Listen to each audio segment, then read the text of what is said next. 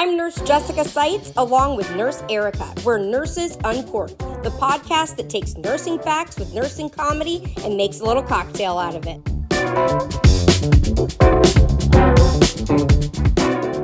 Welcome back to Nurses Uncorked, everybody. I have Nurse Erica with me. I'm Nurse Jessica Seitz. And before we get into this week's podcast, we want to give a big shout out to our newest Patron member, Danielle. Woo, woo, Danielle, thank you. Welcome, Danielle. Yes, one of our highest members. She is the Grand Preserve. It sounds fancy. Yeah, thank you so much for supporting the podcast. And if anybody else wants to learn about supporting the podcast, the podcast, you can check it out and see all the cool benefits that you're going to get for helping us out. So if you want to look at it, it's at http, the little slashes or whatever. And then it's Patron, patron.podbean.com/NUP. That's for Nurses Uncorked Podcast. So and now we're putting out episodes a day early for Patreon subscribers. So that's exciting. A full day early. Yep. No matter what, that's our new commitment. So they're going to be the first ones to hear all of the latest hot topics. What's this week's hot topic, Erica? We're going to be doing some major updates on some very timely stories and also some stories that we have covered in the past. So we're going to be updating you guys on some important stuff. But before we do that, we do have an announcement to make. It's only, a week away? 2 weeks away? Not even yet. And this is kind of like an update. It's an update on... It is. Yeah. On our, actually, it's episode 16.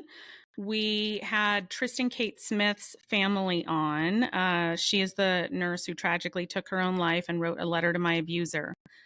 Her family has organized a protest at the State House in Columbus, Ohio. And Jessica and myself are going to travel. We're going to be there May 10th. It's a Friday. It's Nurses Week. We're going to have some friends showing up as well. We're going to be speaking outside the State House on the steps. We're going to have and we're going to be wearing these shirts. The shirts we have shirts. On right we're now. Both wearing the shirts. Can you see them? It says "We Are All Tristin," and you can get those shirts and help support Tristin's family to keep fighting. The link is on the highlight reel on my Instagram, named Tristin. And in the description of this podcast. There too. That's right. I haven't thought that far ahead. That's right. So if you are anywhere near Columbus, Ohio, please come out and meet us on May 10th at the State House. We would love to see you. We would love the support. That's right. We would love anybody to come out. Yep, absolutely. Oh, now it's time for cocktail of the week. Every time I want to sing something, cocktail of the week. We've never done that before, but I think we need a new sound. What do we got? So I'm doing semaglutide and I've been dieting and stuff. So this one caught my eye in the store because it says no sugar, no added sugars. And, alcohol has like a ton of calories in it, right? So I'm looking for ways that I can enjoy without She's looking for ways to lush it up. And that's right. Cut back on calories. Correct. Yeah. How does Erica get hammered but not gain weight at this? Exactly. It's not easy. No, so this is called Ketel 1 Botanical, and it's vodka infused with peach and orange blossom. And when you read it on the back, it says to mix it with soda water or like Sprite, 7-Up. So that's what I'm going to do. So my glass with ice here, I'm just going to kind of eyeball this. I don't know how strong it is. So I'm going to start with a little and then add more if I need to, because I don't know if it's I bet you could do like diet tonic vodka too. I wonder if that would work. I've got something Sprite. Like that. So I'm going to try Sprite because, that's how we made wine coolers back in the day. If you grew up in the 80s, that's what you saw your parents do, make wine coolers with 7-Up, right? Did yours do that? No, mine went straight for the hard liquor. No. Oh, that's good. Mine had a red Solo cup and filled it up with rum and a splash of something else. There was no wine coolers happening in my house. This is actually pretty good. This is like really refreshing. Good. I like that. You can taste the peach. That's really good. I would totally have this again. That's All a right. winner. because God knows the last drink that I made, the swaddled chicken, which might lead us into our first update, That was not good. No, it was actually disgusting. And that was like one of the first drinks I've made here on Nurses Uncorked that tasted like ass, literally. Not good. Yeah. Yeah. So we'll get into the first update, which is just a short one, but might as well because that kind of tied in. We did a podcast number 40 with Jen Hamilton, which is a very, very huge social media influencer, especially on TikTok. And just recapping quickly, you can obviously go back to that episode to hear all the details, but Jen had taken a break, a hiatus, and needed a timeout from TikTok. And we had a one-on-one podcast. Well, actually, it was 2-on-1. Whatever, you know what I mean. Sure. With Jen Hamilton, and she discussed in detail a lot of the bullying that goes on social media, cancel culture, all of that.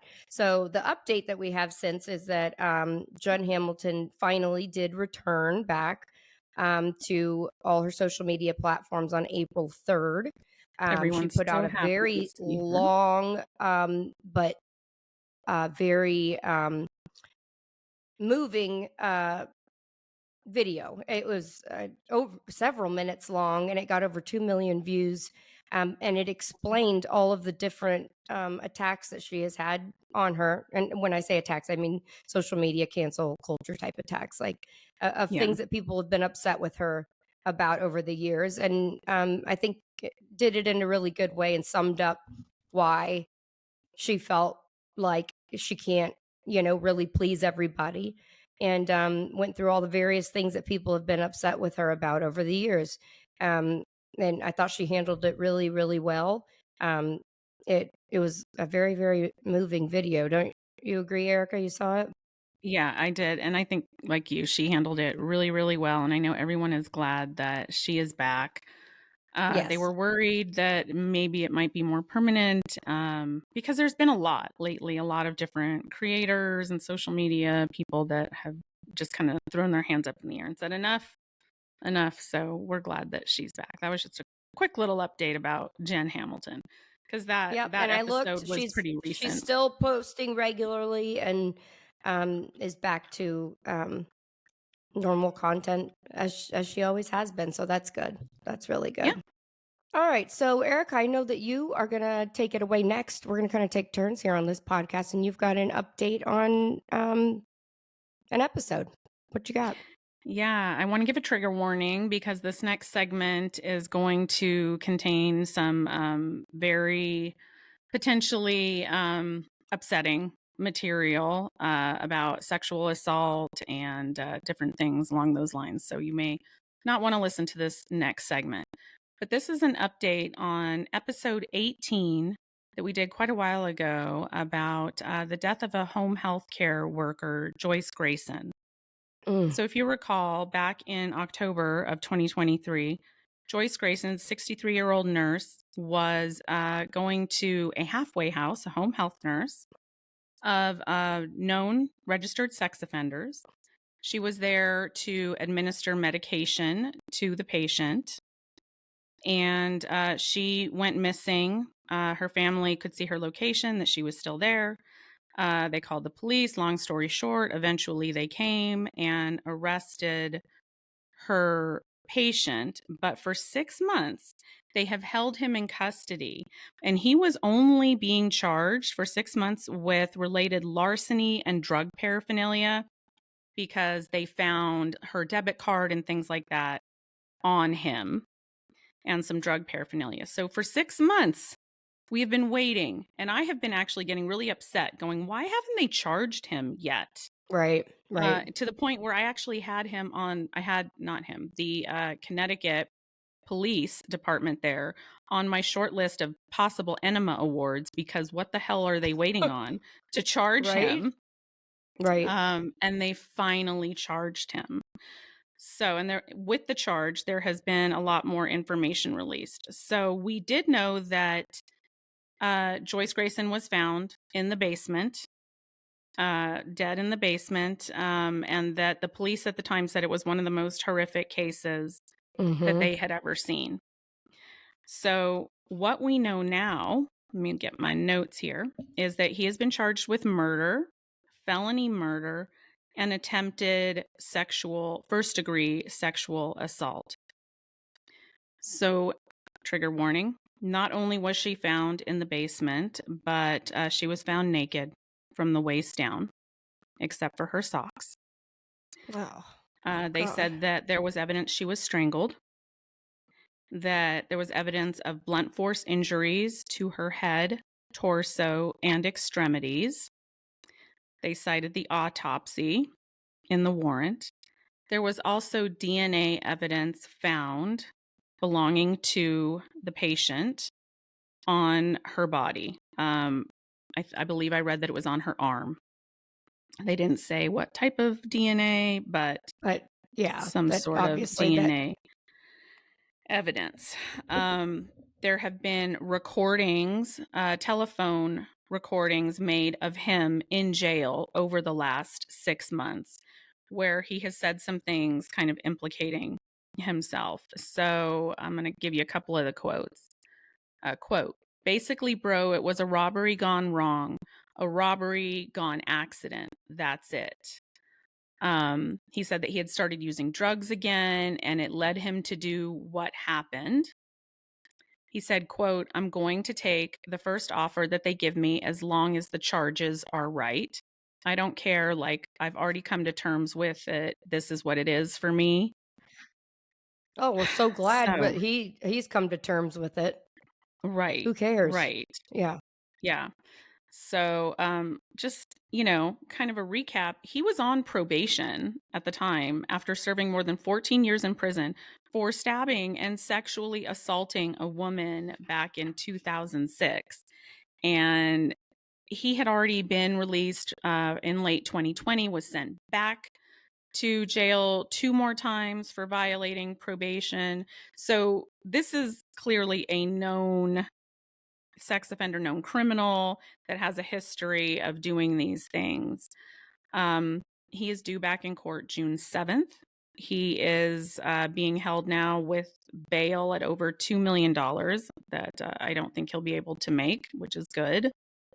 I have seen conflicting reports about the family that they either are planning to file a lawsuit soon or that they already have, I'm not sure which, against possibly Alara Caring, which is the employer, the home health company that employed Joyce Grayson, because they want to know what, I'm paraphrasing, I'm assuming. So allegedly they want to know what responsibility the employer had in protecting staff in this situation when you know that it's a known sex offender and there were multiple in that house. It was a halfway house for registered sex offenders. Why are we sending a nurse in there alone and at all? Right. Absolutely. That right the there worst cases. That right there could have prevented everything. Could have changed us all. We wouldn't even be talking about it today. But I also a robbery gone bad. You think? I mean, what kind of a statement is that? And what are you going to steal from a nurse? A debit card? Who has money on them anymore? Like no one. What A robbery gone bad. That's that's to put it mildly there, buddy. Jeez. It's awful. I also read that, and I don't know, this is alleged, that was not even her patient, that she was covering for another nurse that day. Which just somehow makes it even true, worse. That lady's got to feel horrible, or guy, whoever she was covering for. Oh my gosh. Seems like that always happens. You take somebody's shift or you switch with somebody and you have the worst day ever. Like, right. Oh boy. Just one of the worst cases of violence against healthcare workers. And again, shows that nothing is safe. No specialty, nowhere. It's not just ER. It's not just psych. It's home health. It's L&D. It's all these settings that we never would have thought would be dangerous. And they are. So I will keep tracking this case. He's due back in court in June. We'll see what happens. Sounds like they've got a good case against him. So hopefully he gets what he deserves. Yeah. Yeah. What's up next? Do you have one for us? Yeah, that was I know that was a lot. That was a lot. Yeah. Okay. I'll go to a milder one so we can, okay. yeah, before we get into another horrible update one. So this one is just an update to, we did a couple of episodes on the Nurses March of many names. The National Nurses March, United Nurses March. See, I'm already starting to laugh. Crazy. Million Nurses March, Nurses Gone Wild, whatever you want to call it. Yep. Yeah, that was in DC. That was our episodes that we did, episode 27 and 28, where we talked about the role that Erica and I were involved in with the march and all the behind the scenes gossip and everything that went on in preparing and planning and in all the events leading up to the march in Washington, D.C. And that was in, what year was that? That wasn't last year. It was a year. Was it in 22? I guess. Yeah, I think I want to say. And our friend Nina, who was also involved, she was on those 2 episodes with us. Yes. One update is Nina has since been removed from the group after that shocking act of a shocking turn of events. Yes. Nina's no longer a member of the Nurses March on Facebook group. Allegedly. Sorry, Nina. Yeah, allegedly. It's just, this is just what we're hearing. And also there is not going to there's something wrong with me. Tell them about the announcement, the post that they posted. Okay, well, there was a post saying that there will not be a march this year. Okay, I'm not laughing at the reason why. I'm just laughing. No. The originator, Veronica Marshall, is having surgery. I'm sorry.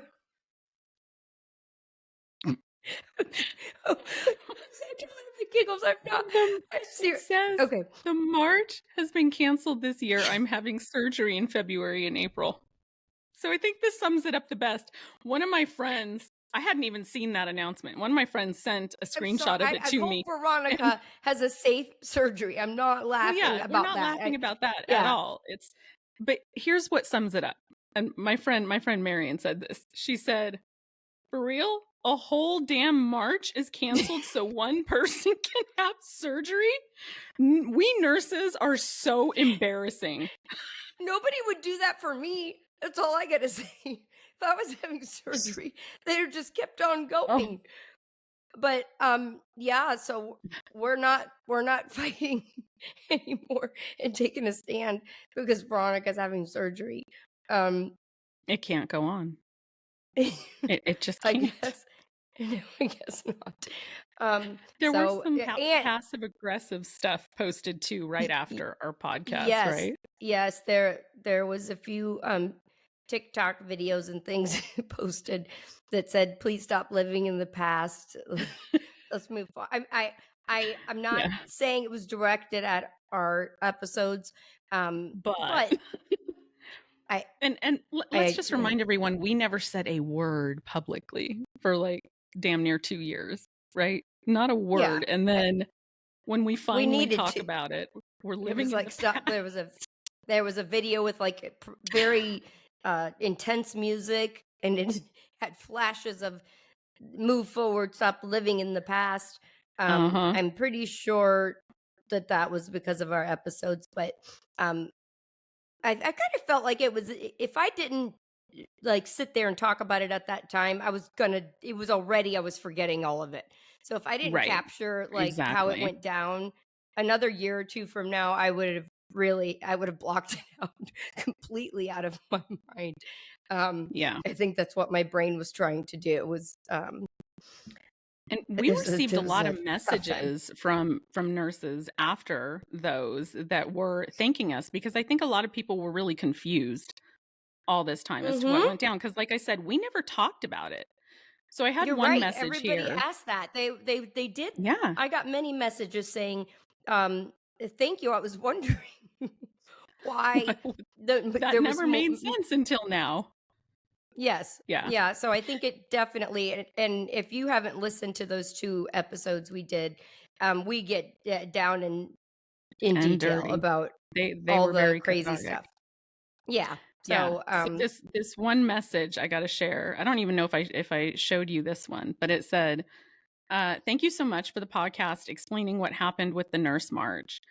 I was horrified about the clearly bitchy fiasco that became, and similar shit. I'm quoting this, that happened last year, collecting money allegedly, and then changing the times from 10 to 8 a.m. at the last minute, constantly disorganized.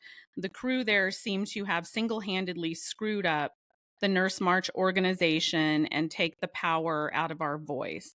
It almost seemed orchestrated for the people working against us to keep us from getting powerful," which had not even occurred to me, but I thought that was a very profound statement. So there you go. well, we would like to thank that listener for sharing their thoughts. And again, I'm sorry I got the giggles there. I really, You have to laugh. It's so ridiculous. You have to laugh because obviously there's many people that put together a march. It's not just Veronica that orchestrates the whole thing. I mean, so really and truly, if we wanted to do another march, it could be done. I mean, it doesn't have to just be because Veronica. There's many people that could step up and do it. But I guess that's not. I mean, they haven't had any more marches. It was just the one, right? As far as supposedly there was something the second year, but like maybe it was a brunch. I don't know, because I don't think it. The nurses' brunch. I think it was much of anything. I never heard of it. We're losing it. We're going downhill quickly. Listeners, if you were at that brunch, please write us. We want to know what went on. I swear, I'm not even drunk. I'm just delirious here.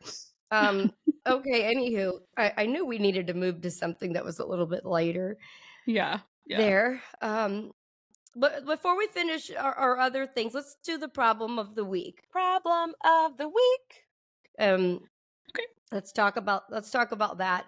And I'm going to sum this up. I'm not reading a specific email or anything like that, but we've had on our Facebook pages and other things, Erica and myself, people bringing up that Nurses Week is coming up, and there's, I think, as the years have progressed, we get more and more bitter about the cheesiness of Nurses Week, especially with all the shit nurses are going through, and then they come through, with the cart of potato chips for you to pick from, or get your umbrella. With the expiration dates cut off conveniently. Yeah. Gosh. I need to start another one of those where they have people send us in their funniest Nurses Week gifts. But yeah. And so people have asked us, like, how do we do this Nurses Week thing when, we're feeling angry and frustrated? Like, I don't know that there's a good answer to that, other than grin and bear it, because obviously the hospitals are still going to do not all of them. Some of them, I don't even think last year some didn't even acknowledge it at all, from what I heard. Yeah, well, they call it hospital week, so now it's for everybody, right, not just nurses. Yeah, right. I do have some thoughts though. Yeah, tell us your thoughts. I want to hear. Yeah, so for those that don't know, in addition to the just absolutely insulting and patronizing gifts, they tend to do a week worth of activities, and it's usually like silly themed things, and like a relay race, or like who has time for these things to begin with? And in the bedpan process, races. That's what my hospital did. Who really? could balance a bedpan on your head and walk Oh, down the? that's funny. Yeah, it actually was kind of entertaining. I'm not gonna lie, but along those lines, yes. Yeah. So a lot of the time, When what a lot of places are doing is if they are providing some kind of a lunch on one of the days, they're actually charging employees. So like they're gifting us with a taco truck on Wednesday, but you're going to be charged $11.50 for the privilege of eating from the taco truck. wow, Or they make jeez. you purchase a stupid t-shirt that says Nurses Week 2024 or whatever, so that you can participate in the activities. So I would Oh say my at a god. bare minimum, like you don't want to put yourself in a bad light, but we should not, for the love of God, have to be spending our own hard-earned money to participate in a week that is, or even a day that is supposed to honor us. So don't spend your money. In the very least, refuse to buy the t-shirt, refuse to pay for the lunch. Go to the cafeteria, bring your own Yeah, lunch that day if you even get a lunch. But don't be spending money, because all that does is empower them to keep doing these patronizing, condescending things to us every year. They're literally making money off of us for Nurses Week. How that's corrupt is horrible. that? Yeah. That I I wouldn't participate in that. I'm No, sorry. That's absolutely ridiculous. But it is. the rest of it, though, I think you just gotta grin and bear it. I mean, I remember so many years they'd hand me something and I'd be like, "Oh, thank you so much." With the I didn't logo, know inevitably. I didn't know how badly I needed this lunchbox until you brought it to me. Like, With the company logo. It's yes, better than oh, the of rocks. course. Of course. Oh gosh. Do you wanna tell them about the Or the rocks if they don't know? Yeah, one hospital one year they basically gave everybody a rock and and played it up like you're the rock, we can't do it without you, and then you could decorate You your own rock. rock. So like, yeah, Yeah. you rock, you're the rock behind this. It, I would A want to lot of help places, them a with a lot rock. have done that the last few years. I That is say so put the rocks cheesy. in a pile outside your manager's office or the C-suite. Like, don't throw it through the Yeah. window, but put them in a nice little pile to make a statement Yeah. I because mean, that is it's just so insulting. that message is we literally didn't feel like spending any fucking money at all on y'all. So But all the wait, there's nurse even managers worse. went to their backyard and dug No. up rocks Someone sent me and one a passed couple them out. weeks ago, a flyer where they're asking nurses to bring in rocks, to donate Oh rocks. my gosh. Just when you think it can't get worse. For the love of all. Oh my gosh. Bring in your Eh, own patronizing, condescending, ridiculous rock gift for Nurses Week. I mean, Wow. Uh, yeah. that's just there's all these other dumb ones they come up with, like uh giving candy, and then they come up with these cheesy phrases based on the type of Mhm. candy bar. Like there's Lifesavers, oh, because you're a lifesaver. yes. Yes, that whole stupid Ridiculous. rigmarole. Yeah. So Yeah. good luck, people. I don't know what to tell y'all, but At least don't spend your hospitals own money. do better. Do Do better. better. If you're not gonna do right, just don't do it. just Yeah. just don't. Yeah. Anywho. Yeah. Moving right along on to our next update. Who's Whose next? Is it? turn Oh, is it's it? you. You're next. It's my It's you turn. because I Okay. did the nurses The march. Nurses March. Okay. All right. So I have updates on the Lucy Letby case. We did an Oh, episode good. about this, episode 9, with our friend Tina, the host of the Good Nurse, Bad Nurse podcast. And we did a breakdown. So for those that don't remember, Lucy Letby was a NICU nurse in the United Kingdom. And in August of last year, she was found guilty of murdering 7 NICU babies and the attempted murder of 6 more, dating back to 2015 to 2016 at Countess of Chester Hospital. there in the UK. She was sentenced to 14, what they call their whole life prison. So I assume it's like a life sentence without the possibility of parole. And she is now widely known as one of the worst child serial killers of all time. So that's kind of where we left off in August of last year when she was found guilty. So since that time, there have been a few updates. She is having a retrial just on one of the counts of attempted murder. That's going to be in June of this year, of 2024, and it is for baby K. They did not release any of the infants' names or parents' names throughout the trial. They started with baby A, B, C, D, and they went all the way. So baby K, that particular charge, she is having a retrial for in June. And I don't know on what grounds she was granted that retrial, but nonetheless. So because there is a pending trial, they can't really release any details for any of the appeals that she is trying to get with her legal team.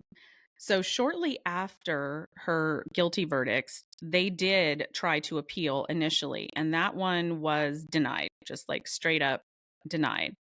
Well, earlier this week, she was back in court. She appeared via video, and they were requesting an appeal, another appeal. This went before a panel of 3 different judges. And if this one is denied, that's it. Like, that's the end of the line for appeals, as far as I understand, according to their legal system there. They did not, however, the 3 judges, they did not give a decision at the time. They reserved their right to, they're going to basically put it in writing and release their decision at a later date. We don't know when that's going to be. I suspect maybe they're going to wait until after the retrial so as not to like taint a jury or something. I don't know. It's different there with the legal system. But so she could potentially get like a retrial appeal for this entire thing. But we have to wait and see. Since then, investigators have been probing her entire career. So not just the 2015 to 2016 incidents, but they're going back since forever, as long as she's been a nurse, and they've been contacting families, notifying them that there is a possibility that their babies could have been a victim of Lucy Letby. She has maintained her innocence throughout this entire thing.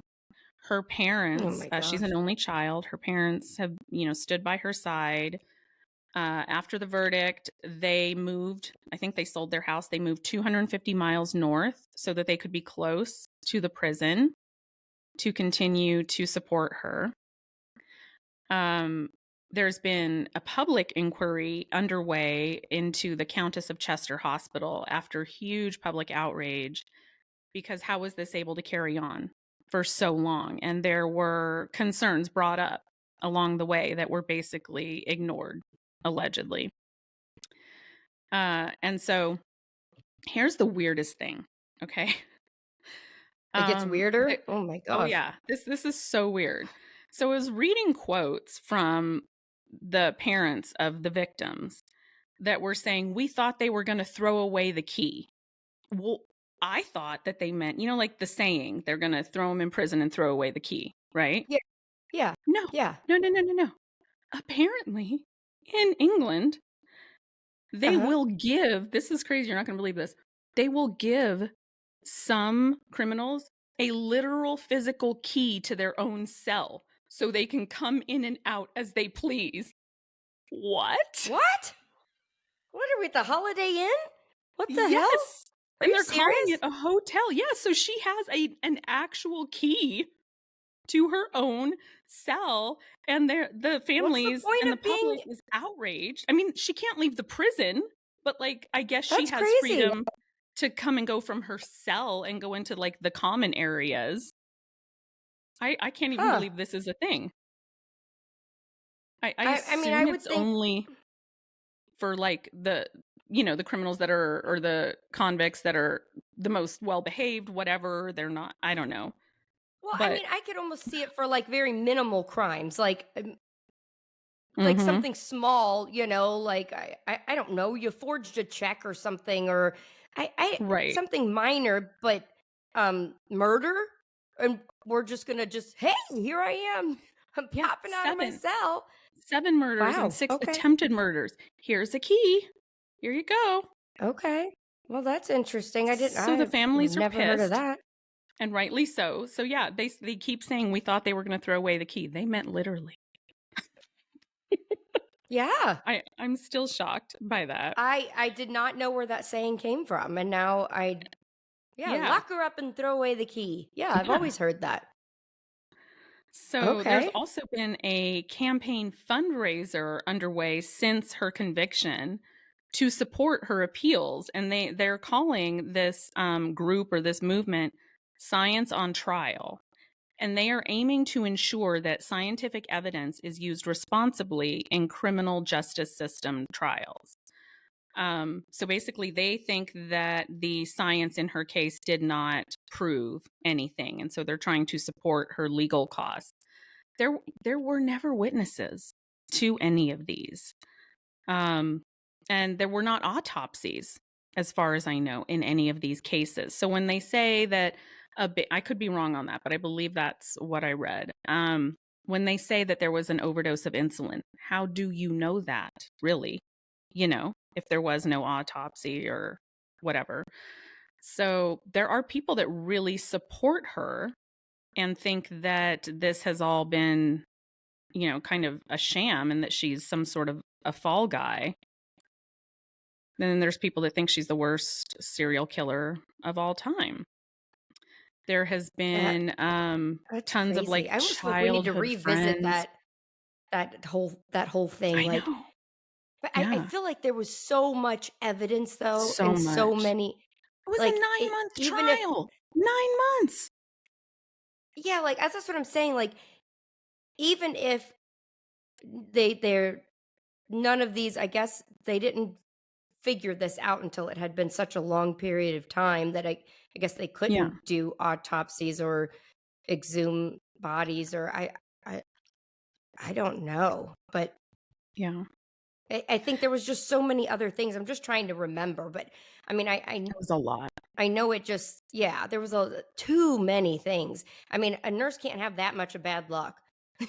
Like Right. I'm, I would hope not. I mean, Yeah. but It does kind of make go you back and wonder, listen to though. the episode. Yeah, I would Yeah, episode tell you 9. guys to go back and listen to it because there was a lot of details on there. But She's had a that's ton of like crazy. childhood friends and then former coworkers come forward, of course, since the trial, giving interviews. And I don't know how I feel about this. They're kind of mixed. There are ones that are like, there's no way she did this. And then there's Hmm. others that are like, well, I don't know. There was some really weird things going on.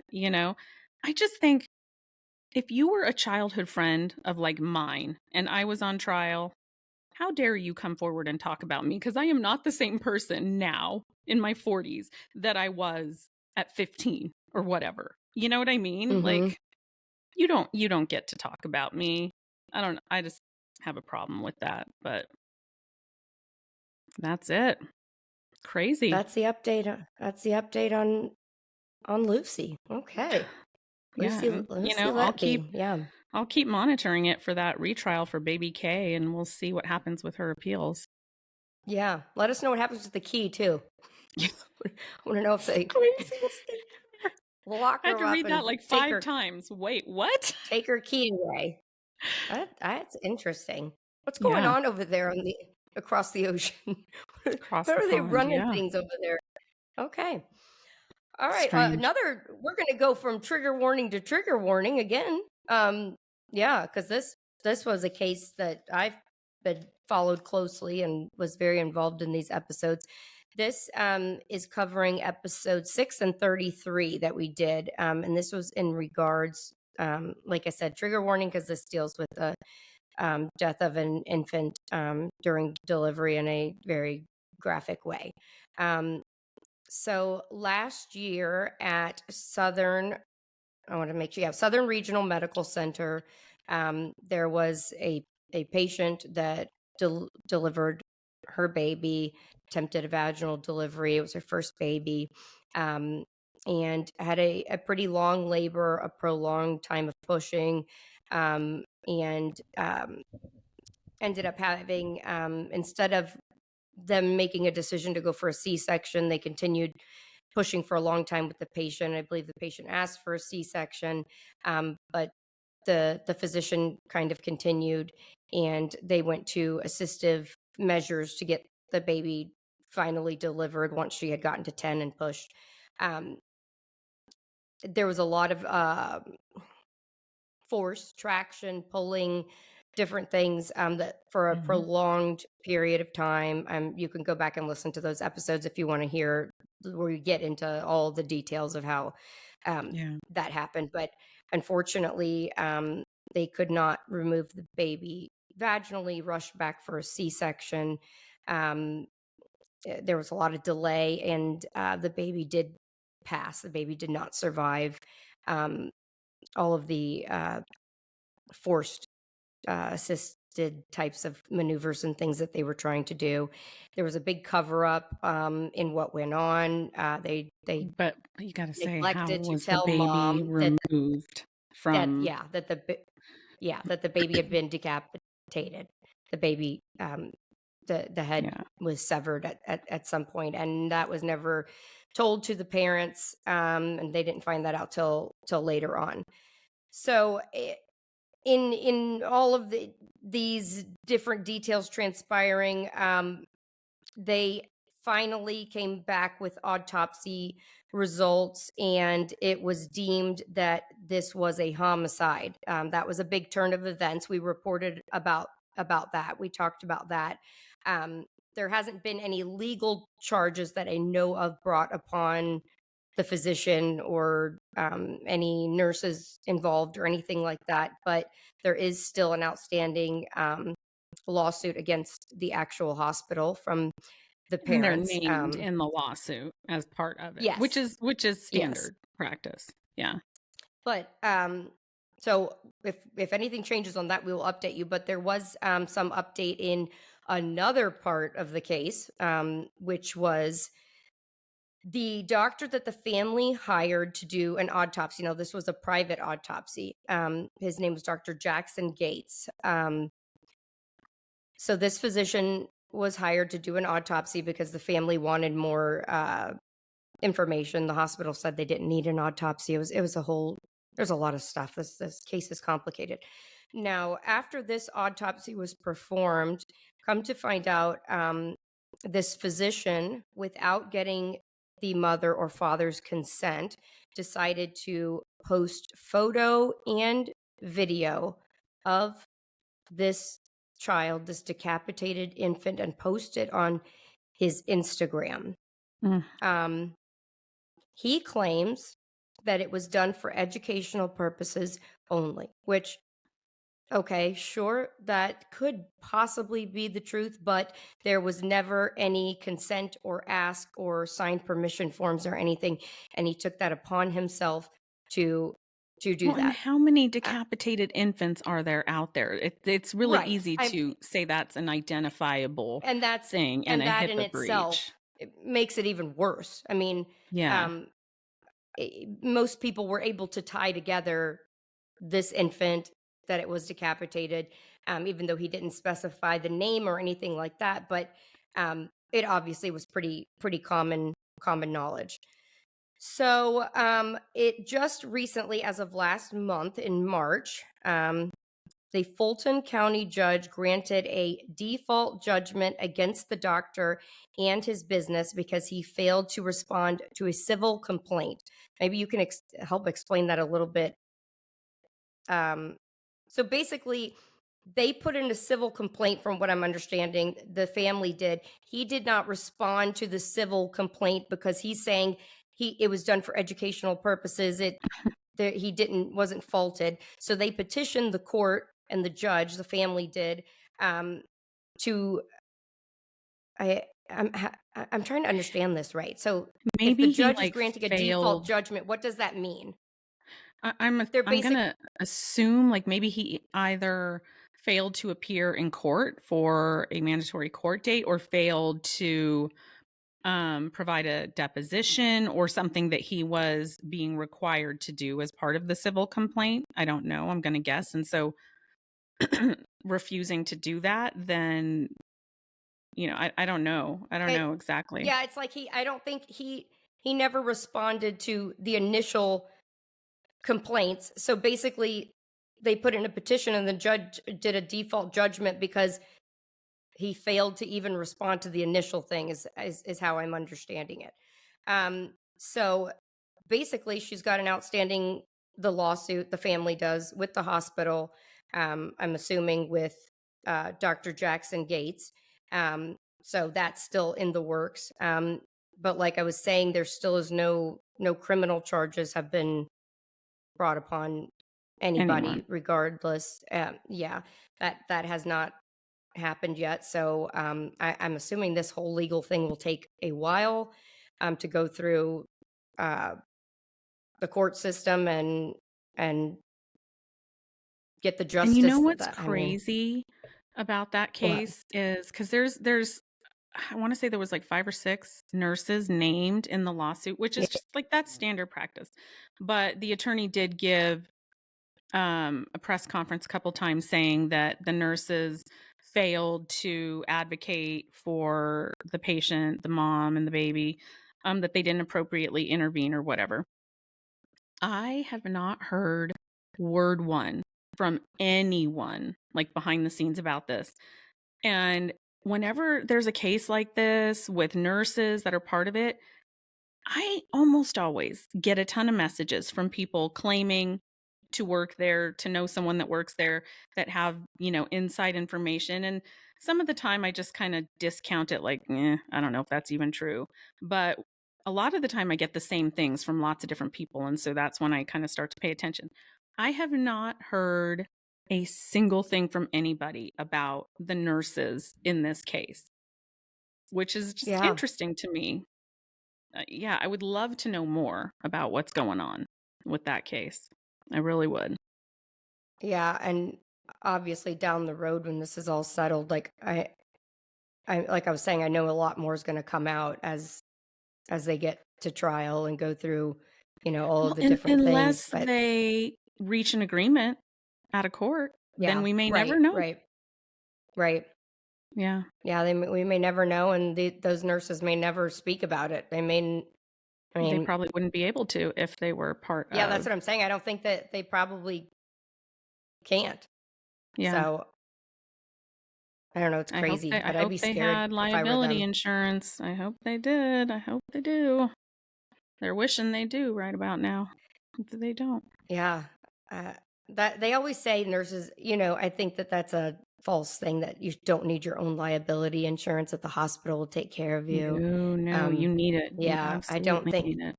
All they want, they barely buy us a bag of chips for Nurses Week. You think they expired? They want to take care.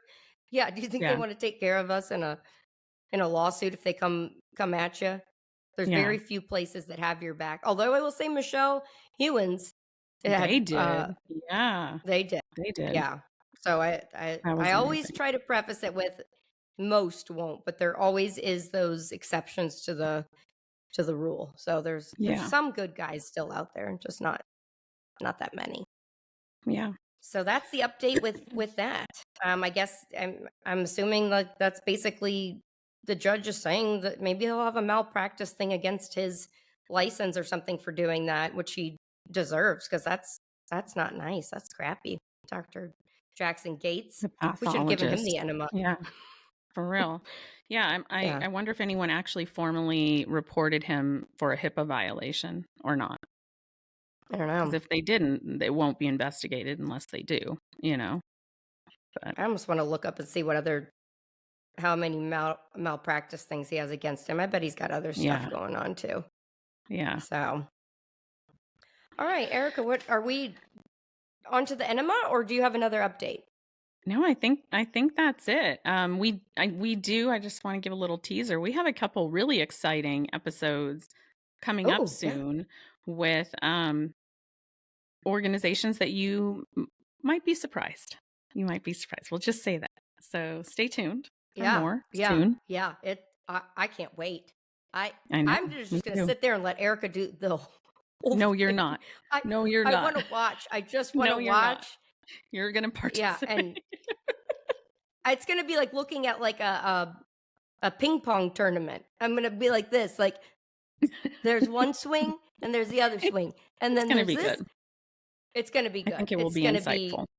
It's going to be very Important. educational. And I think it's going to be a good thing. I think it's Yeah. needed. I think it's needed Yeah. for sure. Absolutely. So we're excited about that. Yeah. So Yeah. listen out. You'll know it when it happens. You'll know. That's what they were talking about. Yeah. Yep. So let's get into the enema of the week.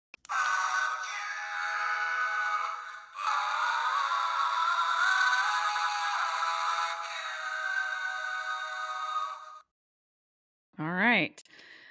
This week's Enema of the Week award goes to none other than Mel Cortez on LinkedIn. I'm sure no one will be surprised if they follow me. I won't go into all the detail. I have 2 videos, lengthy videos about it recently over the last week or 2, posted about it going into detail. But essentially, she's a nurse on LinkedIn who reposted one of my videos and said that I am the reason that the nursing profession is in shambles, because it's my negativity that is preventing the nursing profession from moving forward, that everything is actually getting better and it's sunshine and roses everywhere. I'm paraphrasing, of course, and everything would be fine if not for me and TikTok nurse influencers, as she put it, that just want to live in negativity. So I have avoided LinkedIn like the plague. I don't like the culture there when it comes to nursing. And now all my stuff is being shared there thanks to Mel Cortez, who claimed that she knows me. I don't know her. I never heard of her. Yeah, is just sticking to her guns that it's me. I am the problem.